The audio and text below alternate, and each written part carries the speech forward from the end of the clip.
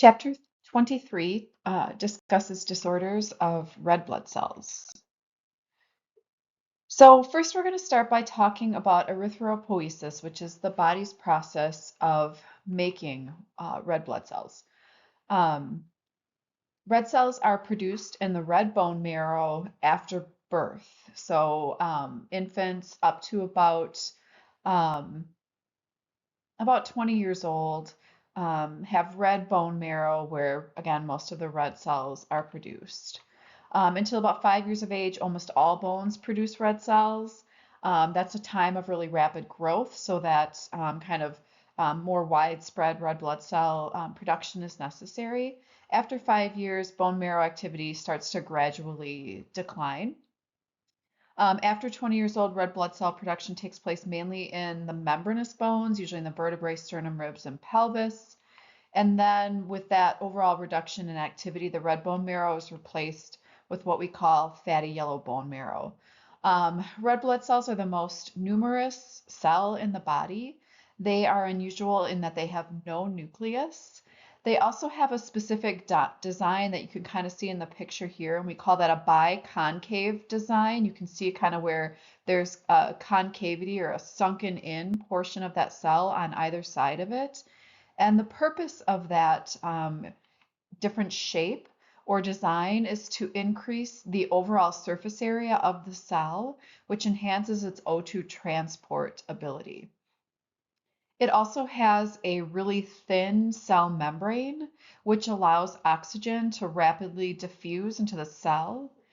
And the membrane itself of the red blood cell is very flexible.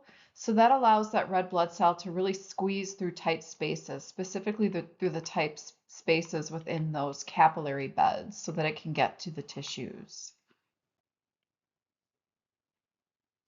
So a little bit about hemoglobin synthesis or the production of hemoglobin. And hemoglobin is the oxygen carrying component of a red blood cell.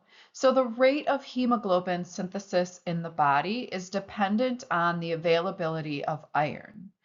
Iron is very recycled within the body. We turn over red blood cells very quickly. And so as those red blood cells are destroyed and replaced, that iron is recycled in the body. Again, the hemoglobin is essential for facilitating the oxygen transport function of the red blood cells. So you can see in the picture here, you see the red blood cells kind of traveling through the circulation. And then you see on the left how dietary iron in green kind of comes in through the body in what we eat and is absorbed in the intestine and transported to the plasma. And then transferrin assists that iron that we eat in our diet to be transferred into the liver. And iron can be stored in the liver as what we call ferritin. When red blood cells are destroyed in the circulation, they go to the spleen. So you can see on the right-hand side on the bottom, the spleen is depicted there, and there's the old kind of red blood cells kind of being broken down and destroyed in the spleen. And it releases the hemoglobin. Heme and the globulin portion separate, releasing the iron, which also then goes back into the bloodstream. Once in the bloodstream, it can be carried again by transferrin into the bone marrow to be used to synthesize new red blood cells. So again, we get iron through our diet, but we can also recycle much of the iron that is released when we break down red blood cells. And this is part of the reason why one of the most common causes of iron deficiency is bleeding, either internal or external bleeding, either acute or chronic, because now as those blood cells are lost, they may take their iron with them and we can't recycle it. So we often think of iron as a diet deficiency, but especially in the United States, it's largely a blood loss deficiency or problem due to the loss of the recycling of iron. So a little bit about red blood cell development. So erythroblasts which are the precursor cells of red blood cells, are continuously being formed within the pluripotent stem cells in the bone marrow. And what we mean by pluripotent is that those stem cells can become numerous different cell types within the body. They move through kind of a series of divisions to develop into a mature red blood cells. This takes about a week. We go from a normoblast to a reticulocyte, and then the red blood cell accumulates hemoglobin as the nucleus in that cell condenses and is lost. Remember, we said red blood cells don't contain a nucleus. They do at first, but as they develop, that nucleus is shed or lost from the cell. The red cells also lose their mitochondria and their ribosomes as they develop. So here's a picture kind of red blood cell development. And you can see here too that it sort of starts in the kidney. Erythropoiesis, or that red blood cell development, is governed primarily by our O2 needs. So as oxygen levels within the body decrease, then our RBC production increases. And this increased RBC production and low O2 is governed by the kidneys. So decreased O2 levels are sensed by the kidney, and the kidney produces something called erythropoietin right here. And that regulates erythropoiesis, the production of red blood cells. So again, you can kind of see here we have low tissue oxygen tension, or low levels of oxygen, and that is sensed by the kidneys. We have a kidney right here, and that signals the release of erythropoietin. Okay. And that signals the bone marrow to create these kind of committed erythroid precursors. And so these are cells, stem cells coming from the bone marrow that are now committed to becoming red blood cells. Okay. And so those kind of proliferate and they mature. And you can see that here. We're still within the bone marrow when that's happening. And then they extrude or expel their nucleus. Once they're released into the bloodstream, they're still not 100% entirely mature red blood cells. What's actually released out of the bone marrow into the circulation is something called a reticulocyte. So reticulocytes are in the bloodstream and they mature into red blood cells there. So about 1% of our red blood cells are replaced per day. So at any given time, about 1% typically of the red blood cells that we have are reticulocytes. So that's kind of a normal level of reticulocytes. So we can actually use reticulocytes as a blood marker of the amount of new red blood cell production that is occurring. Because red blood cells are released into the bloodstream as reticulocytes, the percentage of these cells is higher when there's an increase in red blood cell production. So if our erythrocytes go up to 2, 3, 4%, in our serum, we know that we are producing, for some reason, more red blood cells. In some severe forms of anemia, which we'll talk about, which is low levels of red cells, the reticulocytes can account for as much as 30% of the total red cell count at any given time. And in some situations, red cell production is so accelerated that numerous erythroblasts, even earlier cells, may start to appear in the blood. Okay. So the overall function of the red blood cell is the transportation of oxygen to the tissue. Hemoglobin also binds some carbon dioxide and carries it away from the tissues to the lungs so we can breathe it out.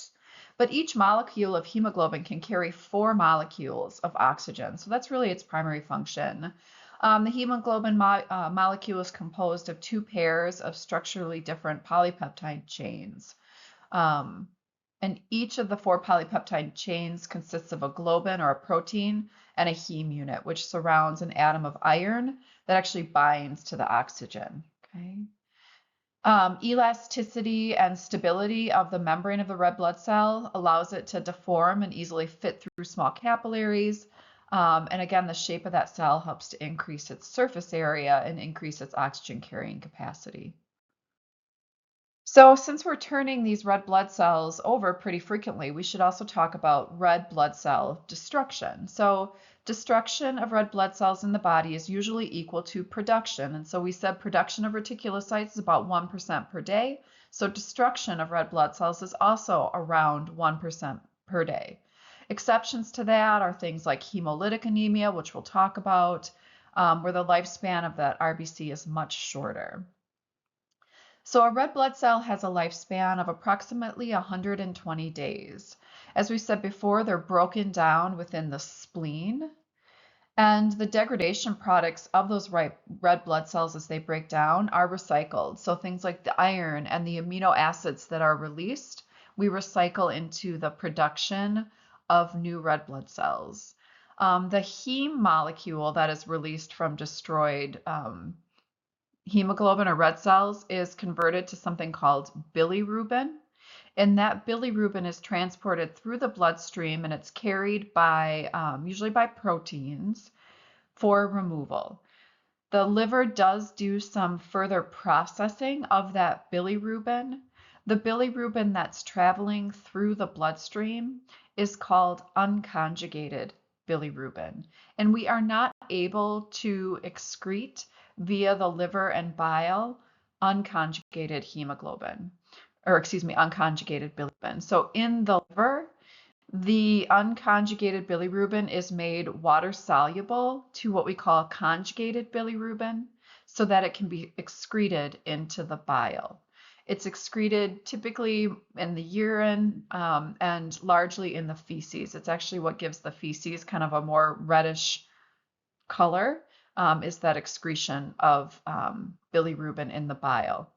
And then things like the iron that's recycled head back to the bone marrow for reuse, or if they are in excess, we can store that iron in the liver. So as we just mentioned, that heme unit that is released when red blood cells are destroyed is converted into bilirubin. And as a reminder, bilirubin is insoluble in plasma, so it attaches itself to plasma proteins so it can be transported. But in that form, we call it unconjugated bilirubin. And so removal from the blood by the liver requires it to become conjugated to render it water soluble. And then it can be excreted via the bile in the liver and partially through the urine. If red cell destruction and the consequent bilirubin production are excessive, then that unconjugated bilirubin starts to accumulate in the bloodstream. And that is what causes that yellow discoloration of the skin that we associate with jaundice. Again, because the body cannot excrete free bilirubin, it needs to be converted to that water-soluble conjugated form for excretion via the bile in the liver. Okay. Again, bilirubin can appear in the urine if there is extensive destruction of RBCs in the bloodstream. So one of the diagnostic tests we sometimes do to look for things like hemolytic anemias that cause widespread breakdown of RBCs is to test the urine for the presence of bilirubin. So while we're on the subject of some laboratory tests, here are a few others for red blood cells. One, we can measure overall red blood cells or RBCs in the body, and this is usually done in a complete blood count or CBC. So an RBC count measures the total number of red blood cells in 1 millimole of blood. We can also, as we mentioned, look at the percentage of reticulocytes, and a normal level is about 1%. 1% production, 1% destruction is normal in the body at every given time, but it can provide an index of the rate of red cell production. And remember, we said if the reticulocyte goes up, then for some reason we are producing more red cells than normal. Hemoglobin and hematocrit are two other very common tests for red blood cells. Hemoglobin is the measurement of the hemoglobin content of the blood. And remember that the hemoglobin is that oxygen carrying component of the blood. And hematocrit measures the volume of red cell mass in 100 mLs of plasma volume. Hematocrit as a measurement can be somewhat deceptive because it can vary with the quantity of extracellular fluid. So the hematocrit levels often go up when a patient is dehydrated, and they can fall when a person has fluid volume excess. So sometimes we actually use the rise and fall of those hematocrit numbers to get an overall sense of fluid volume balance. And this picture really depicts kind of what normal and abnormal hematocrit levels look like. So normal on the left, the middle one is what hematocrit levels would look like in a patient with anemia or low red cell counts. And the final picture shows what that would look like in a patient with polycythemia, which are elevated red blood cell counts.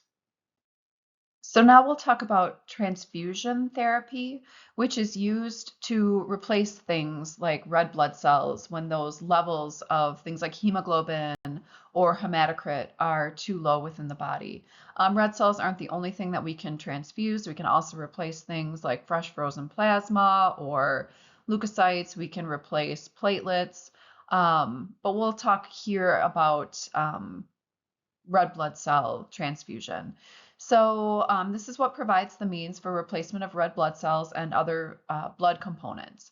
The current recommendations suggest transfusion for people with hemoglobin levels less than 7 grams per deciliter, but this can vary depending on things like age, illness, risk factors, and surgical procedures. But overall, the goal is to transfuse only when O2 carrying capacity is clearly compromised. There is overall relative risk of transfusion therapy, and so we really try to use care before deciding to transfuse. In patients, if we can wait and let them kind of regain and rebuild the red blood cells on their own safely, we would typically do that.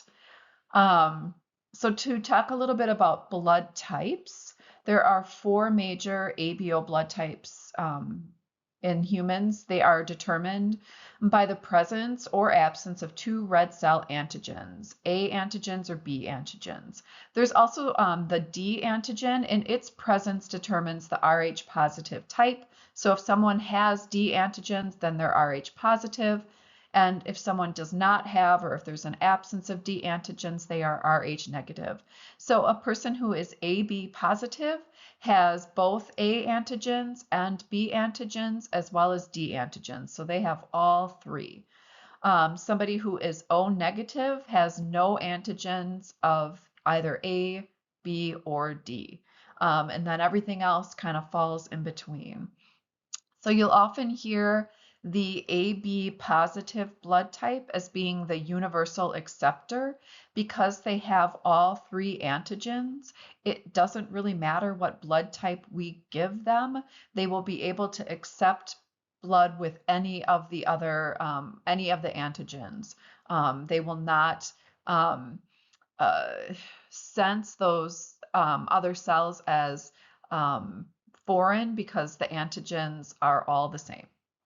O negative patients are usually called the universal donor because that blood contains no antigens, regardless of who we would transfuse that into. It would not, the recipient's body would not pick up that donor blood as foreign because there are no antigens at all on its surface. So as I mentioned, it's not just red blood cells that we can transfuse. We can transfuse whole blood. We can transfuse just red blood cells. We can transfuse what we call leukocyte-reduced blood cells, which we sometimes use maybe for a patient who has had an allergic reaction to transfusion in the past. We can transfuse something called washed red blood cells or frozen red blood cells. But with transfusion, there is always a risk of transfusion reactions occurring. And there are many different types of transfusion reactions a patient can experience.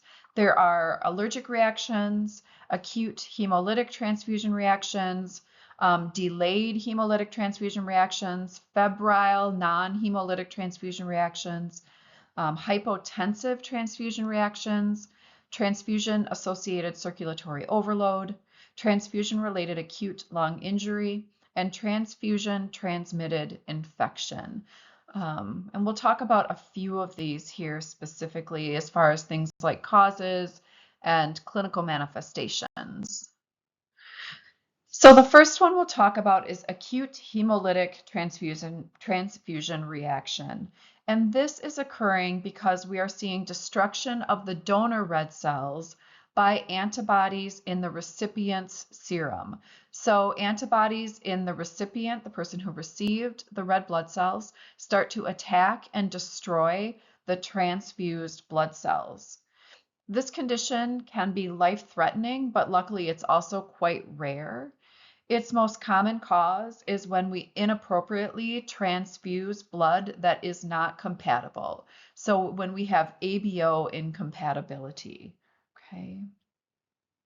Some complications are oliguria or significantly reduced urine output is what oliguria means, and potentially renal failure. Some of the definitive clinical manifestations that might lead you to determine that your patient is having a hemolytic transfusion reaction include back or flank pain. Much of that has to do with the removal of all of these kind of destroyed blood products through the kidneys, and that causes, again, extensive back and flank pain. So if you have a patient who has received a blood transfusion and within a couple hours, I think it's usually 2 to 4 hours post transfusion, they start to complain of significant back and flank pain, your thought should be towards the potential for a hemolytic transfusion reaction. They also frequently develop chills and rigor, so shaking chills. They can go into something called DIC or disseminated intravascular coagulation, which we talked about in the hemostasis unit. They can experience things like epistaxis, which is nosebleed, or hematuria, bleeding into the urine. They also frequently have fever and can develop significant hypotension. There are also febrile and allergic reactions to blood transfusion products. In a febrile reaction, the recipient's antibodies start to attack the donor's white cells, and that causes an overall rise in temperature. Okay. In an allergic reaction, this is caused by antibodies against the donor proteins and can range anywhere from clinical manifestations that look like maybe a mild rash or itching, all the way up to a much more significant and life-threatening reaction of anaphylaxis. So in a febrile reaction, what you would typically see is a fever, so usually greater than 100.4 degrees Fahrenheit orally, or a change of at least 1 degree from the transfusion values. And so when we're transfusing blood into patients, we are doing pre-vitals before we start the transfusion, and then we're doing frequent vital signs during the transfusion to monitor for things like febrile and allergic reactions. And we're also monitoring things like heart rate and blood pressure to watch for any other signs of both hemolytic, febrile, or allergic reactions kind of throughout that transfusion. In allergic reactions, the typical clinical manifestations, again, can really range from really mild symptoms to something quite severe.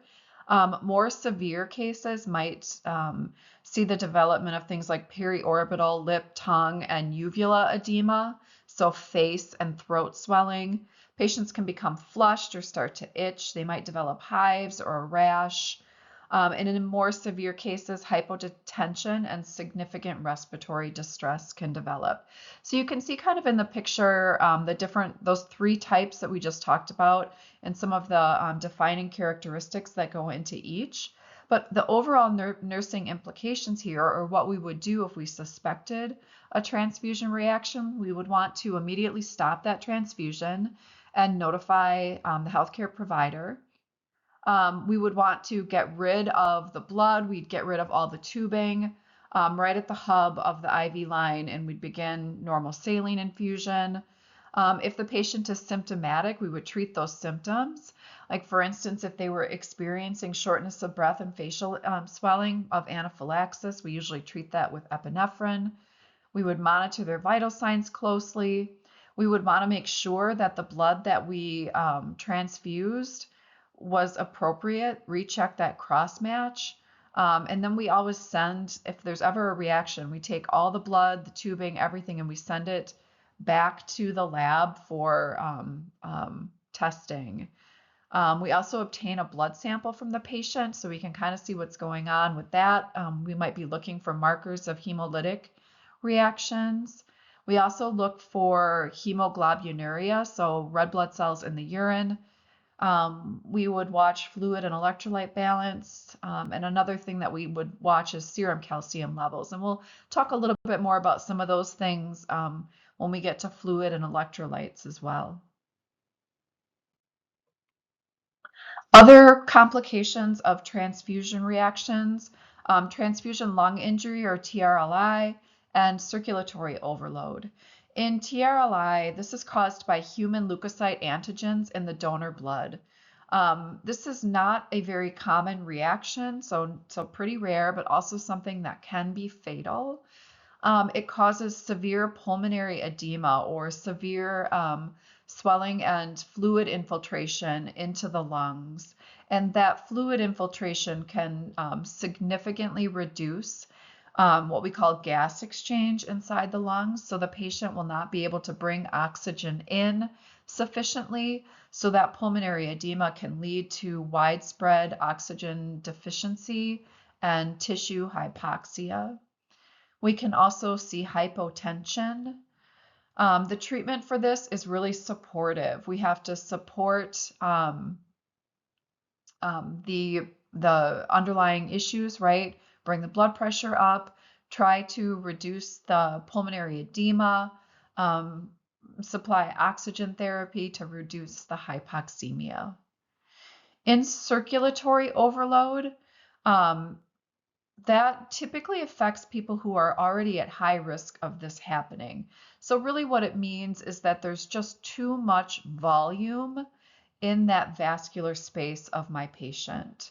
And certain conditions, things like cardiac disease or renal disease, these patients, because they have either a weak heart pump or reduced kidney function that would reduce their ability to get rid of fluid, those patients are at a much higher risk of circulatory overload with red blood cell infusion.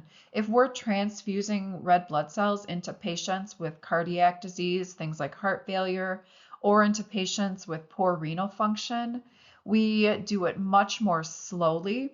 So instead of maybe a couple hours per unit, we might infuse that over maybe 4+ hours of time.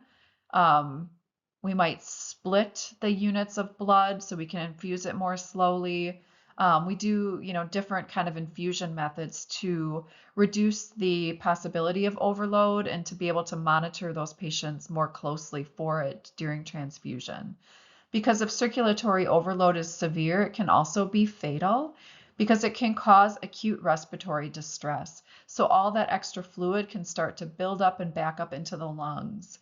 And so we treat it by giving diuretics, which remove fluid from the body, and keeping that patient sitting up in an upright position, which can help breathing and oxygenation. And we also can administer supplemental oxygen therapy. Okay, so the next topic is the anemias. The definition of anemia is an abnormally low number of circulating red blood cells or low levels of hemoglobin or both. And this results in an overall diminished oxygen carrying capacity, which causes tissue hypoxia.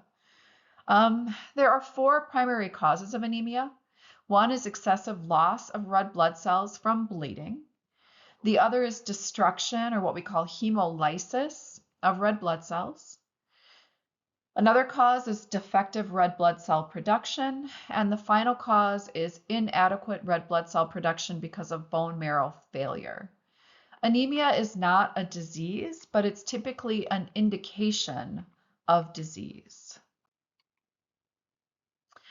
So, just a little picture of some characteristics seen in different types of anemia. So, the first one, these are cells that are typical of a patient who is experiencing iron deficiency anemia. And what you can see here is that they're pale and they're relatively small. The picture in D here is what a normal red blood cell would look like. And we call that microcytic, meaning they're small cells, and hypochromic, meaning they have low levels of color. So again, microcytic, hypochromic are typical characteristics of iron deficiency anemia. In B, what we see are macrocytic and misshaped red blood cells. This is also called megaloblastic anemia. So these red cells are large and not the normal kind of biconcave shape that we see in a normal red blood cell. These are typical of B12 deficiency anemia, which we'll talk about. And in C, we have abnormally shaped red blood cells. And these are typical cells in a patient with sickle cell disease, which is a type of inherited hemolytic anemia that we'll talk about. Again, these in D, that's the picture of a normal red blood cell, cells. Okay. So I'm going to give you just kind of the overall clinical manifestations of anemia. Regardless of cause of anemia, these are kind of a very similar sort of group of clinical manifestations that we often see for the most part. There are some that are more closely associated with certain types that I'll point out, but some very general kind of clinical manifestations. Overall, anemia tends to cause things like fatigue and weakness, faintness and shortness of breath, and can also cause angina. And largely these symptoms are due again to the reduced oxygen carrying capacity that we see in anemia. So we have reduced oxygen to the tissues that causes kind of this cascade of symptoms. We can also see things like reduced vision and other cerebrovascular types of symptoms. So maybe like kind of confusion and lethargy as we have reduced oxygen to the brain tissues. Our patient often experiences pallor or paleness of their skin and mucous membranes. Tachycardia is common. That is what we call a compensatory response. Well, as your body senses the need for more oxygen, one of the ways it compensates for those low oxygen levels is trying to increase the overall circulation of blood. And it does that by increasing the heart rate. Hemolytic types of anemia, which we'll talk about, can also cause the clinical manifestation of jaundice or that kind of yellow discoloration of the skin. Aplastic type of anemias can cause petechia and purpura, which we'll also talk about. And then we'll see when we do laboratory testing, we'll see reduced red blood cell counts. We'll see, reduced hemoglobin and hematocrit. So those lab values will change as well. One significant cause of anemia is blood loss, so blood loss anemia. And this is often dependent, or at least the signs and symptoms that we'll see are dependent on the rate of hemorrhage or how quickly someone is losing blood and whether that blood loss is internal or external. A really rapid loss of blood that we see in really fast kind of acute hemorrhaging can cause shock and circulatory collapse if it is significant enough. And this is mostly due to the overall volume loss that we see in blood loss anemia. If someone is experiencing kind of slow loss of blood, this can often occur with really no signs and symptoms. Someone may not really even notice that this is happening, especially with things like internal bleeding that we associate maybe with GI bleeds. But this overall hypoxia that occurs with blood loss causes increased red cell production. So in these patients, we would probably see an increase in the percentage of reticulocytes in the body. Chronic blood loss leads to things like iron deficiency anemia as well, because we don't have, again, that recycling of the iron. So chronic blood loss, again, these are things like GI bleeding or menstrual disorders can cause chronic blood loss. So the most common type of anemia we see there is that microcytic hypochromic anemia associated with iron deficiency. Hemolytic anemias are anemias associated with premature destruction of red cells. We do retain in the body iron and other products of hemoglobin destruction through this process, so those aren't lost like what we see in blood loss related anemia. But we do see an increase in erythropoiesis and hemolytic anemia. So we will start to see increased red blood cell production, increased reticulocytes in the body. The cells themselves tend to be normocytic and normochromic red cells. So those cells are normal size, their normal shape, their normal color. Again, we have sufficient amounts of iron and other products for new production, but there's also, again, that high level of reticulocytes and hemolytic anemia as we try to replace those red cells that are being destroyed. Patients experience fatigue, dyspnea, and impaired oxygen transport. We're going to talk more specifically about sickle cell disease, but that is an inherited type of hemolytic anemia. Other causes of hemolytic anemia are blood transfusion, as we just talked about. There are also drugs that can cause hemolytic anemia.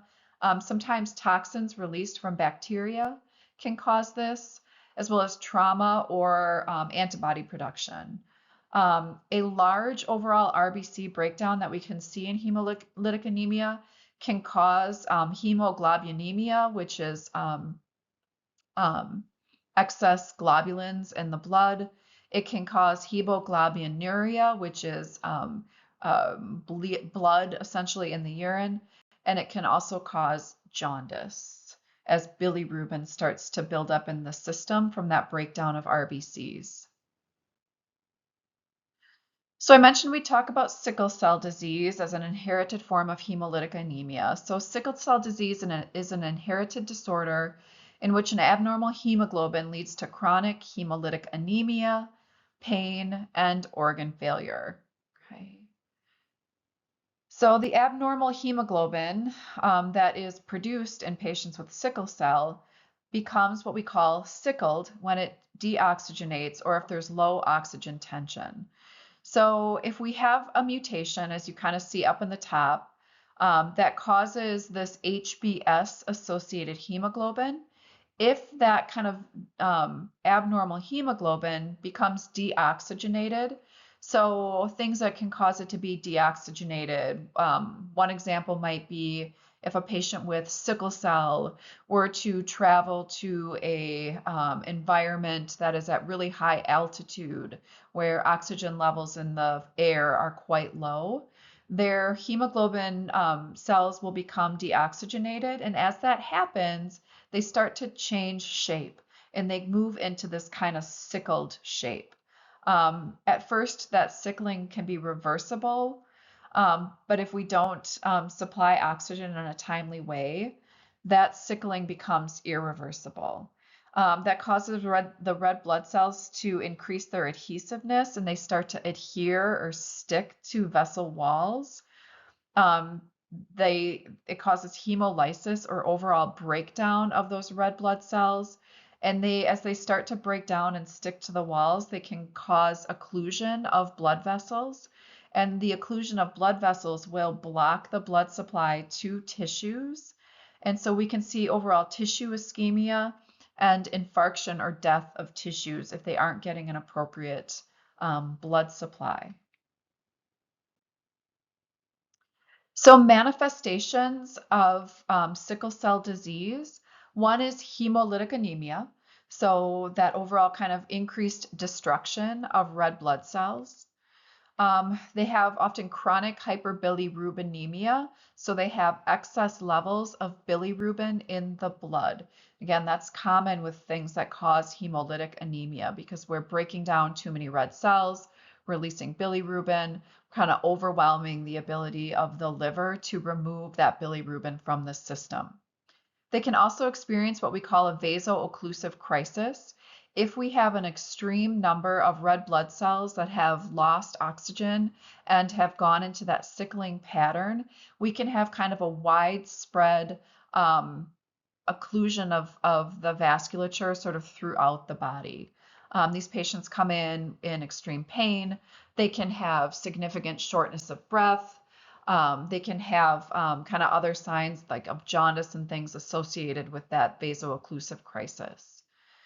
Over time, that kind of blocking of blood vessels can lead to damage to the liver, to the spleen, to the heart, to the kidneys, and to the retina.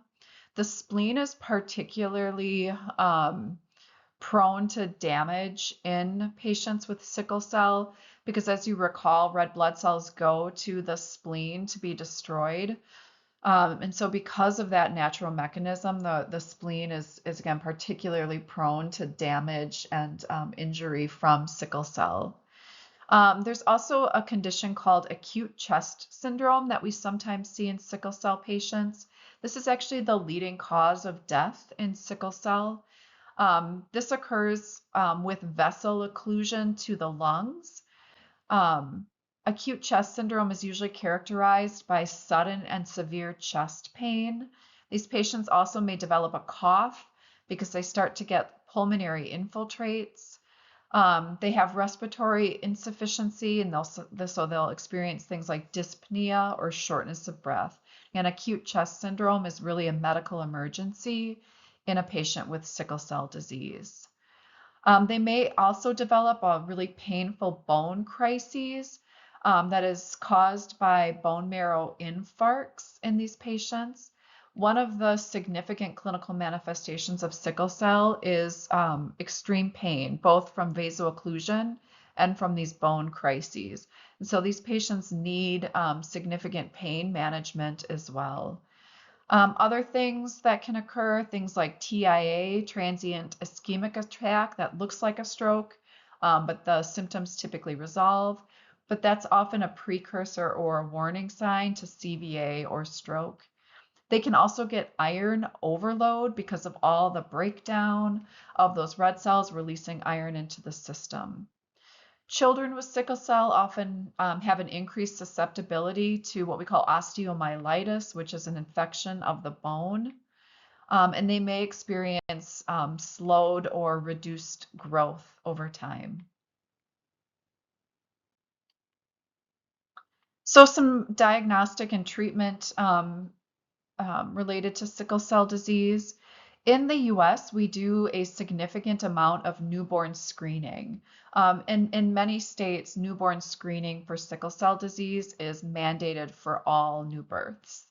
Diagnosis is based on clinical findings as well as hemoglobin solubility results. So that's the screening test that we typically do at birth. Treatment is to try to first prevent that sickling of blood.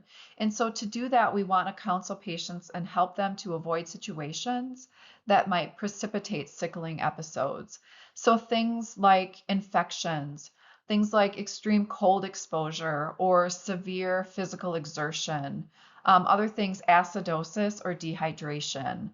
These are patients who would probably want to avoid things like high altitudes, and especially exertion in high altitudes could cause a significant sickle cell crisis.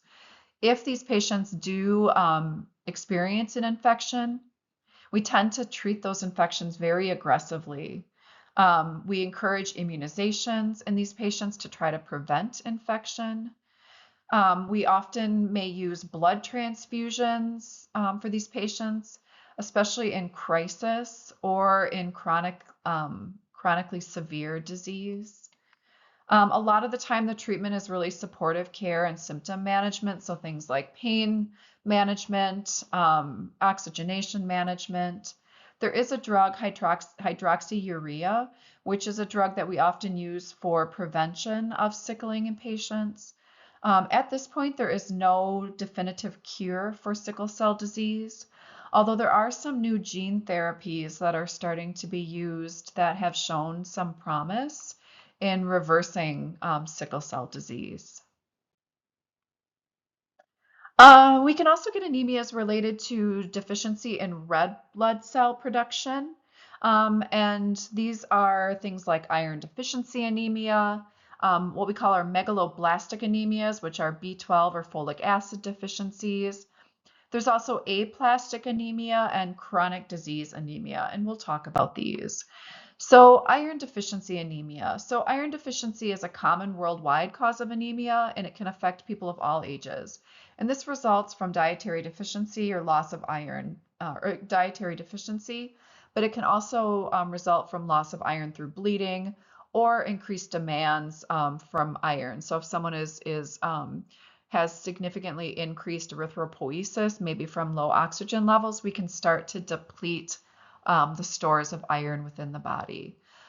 Western diets usually don't cause iron deficiency anemia. Most typically in the US, this is caused by bleeding, whether it's chronic GI bleeding or significant menstrual bleeding. We also supplement iron at about 4 to 6 months of age in infants who are breastfed.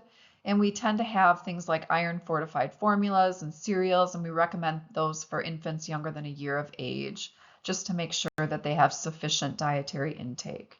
Okay. So because iron is a significant component of heme, that deficiency leads to decreased hemoglobin synthesis, and then red blood cells are not able to carry and deliver as much oxygen.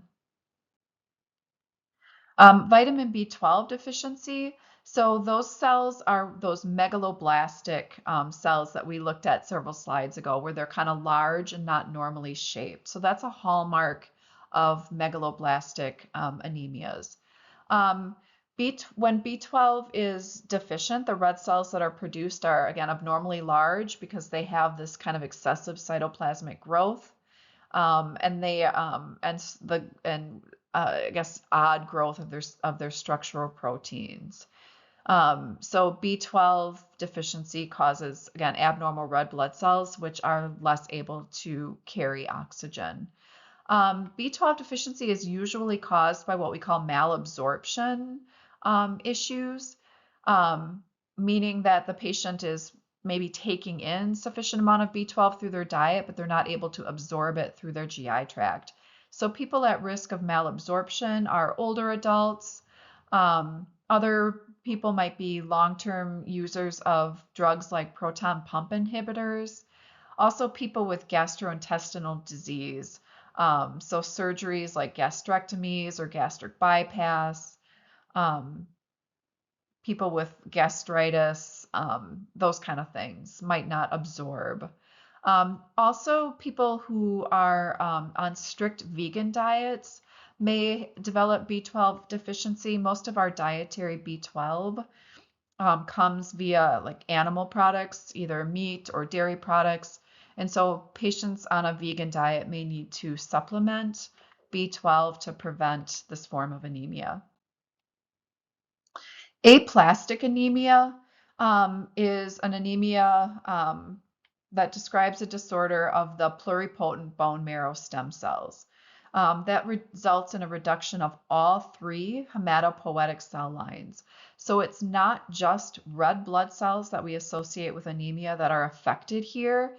It's red cells, white cells, and platelets. Because again, the problem is right at the level of the bone marrow and those stem cells. So because those stem cells can become any of those blood cell types, if we have aplastic anemia, we will lose all three types of cells.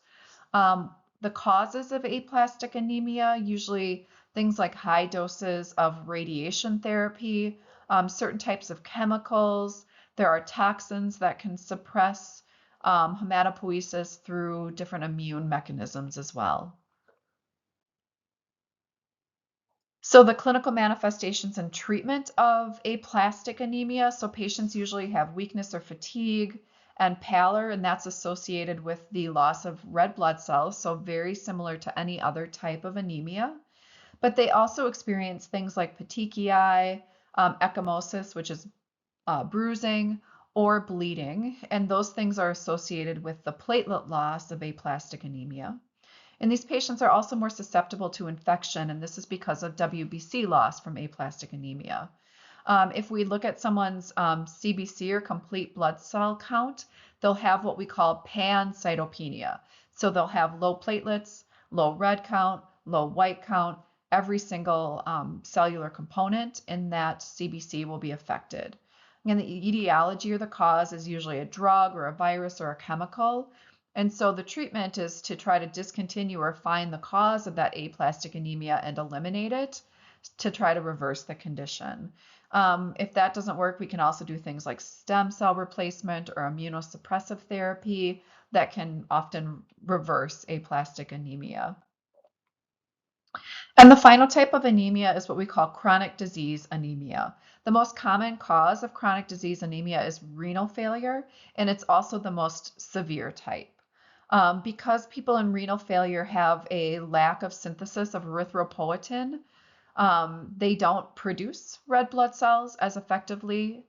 And these patients also sometimes lose blood through procedures like blood dialysis, further exacerbating the anemia.